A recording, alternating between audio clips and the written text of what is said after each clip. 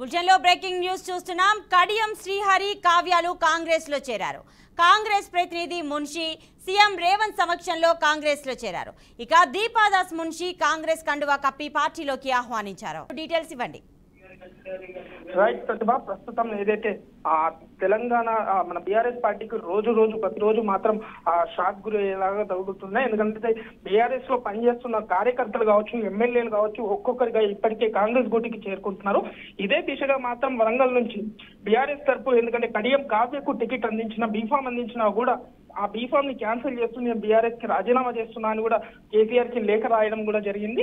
ఎందుకంటే ప్రస్తుతం కేసీఆర్ కుటుంబం కావచ్చు, కేసీఆర్ పైన వస్తున్న అబండాలు ఏదైతే ఫోన్ ట్యాపింగ్ కేసు కావచ్చు, లిక్కర్ స్కామ్ కేసులు కావచ్చు, ఇలాంటి ఈ ప్రచారాలు వస్తున్న సమయంలో, ఎందుకంటే ఒక్కొక్కటిగా ఈ దౌర్భాగ్యం పాడైన వీళ్ళ ఈ కుటుంబ సభ్యులందరికీ, ఎందుకంటే ప్రజల్లో ఇప్పటికే చెడు పేరు ఉన్నది అనేసి బీఆర్ఎస్ పదికి ఈ కార్యకర్త కాంగ్రెస్ పార్టీలో జాయిన్ అవుతున్నా అని కూడా వెల్లడించడం జరిగింది. అయితే ఇదే దిశలో ఈ రోజు రేవంత్ రెడ్డి ఇంట్లో మాత్రం కడియం శ్రీహరి, కడియం కావ్య వీళ్ళిద్దరు, ఎందుకంటే దీపాదాస్ మున్షి సమక్షంలో మాత్రం రేవంత్ రెడ్డి నివాసంలో మాత్రం కండువా కప్పి ఆహ్వానం ఇచ్చడం జరిగినది.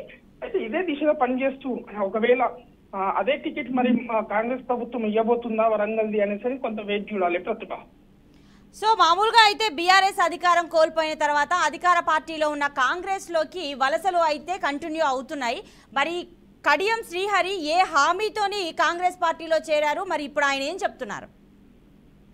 రైట్, ప్రస్తుతం తను కడియం కావ్య కూడా గత 2 రోజుల కింద చెప్పడం జరిగింది. ఎందుకంటే నియోజకవర్గంలో అభివృద్ధి జరగాలి అని అంటే అధికార పార్టీలోనే ఉండాలి, అధికారం పార్టీ నుంచే మనకు నిధులు వెలువరుస్తాయి కాబట్టి అధికార పార్టీ నుంచి ఏది ఎక్కడున్నా కూడా ప్రజలకు మంచి జరగాలి అని కూడా గతంలో కూడా కావ్య చెప్పడం జరిగింది. అదే దిశగా, ఎందుకంటే తన తండ్రి మాత్రం కాంగ్రెస్ పార్టీలో త్వరలో జాయిన్ అవుతున్నాం అంతే. ఎందుకంటే కడియం శ్రీహరి పైన కూడా, ఎందుకంటే ఇటు కొంతమంది బీఆర్ఎస్ ఎమ్మెల్యేలు కొంత దుష్ప్రచారం అయితే చేశారు. ఆ దుష్ప్రచారాన్ని కొట్టివేసి మాత్రం కావ్య కూడా గతంలో కౌంటర్ కూడా ఇవ్వడం జరిగిందని కూడా చెప్పుకోవచ్చు ప్రతిభ.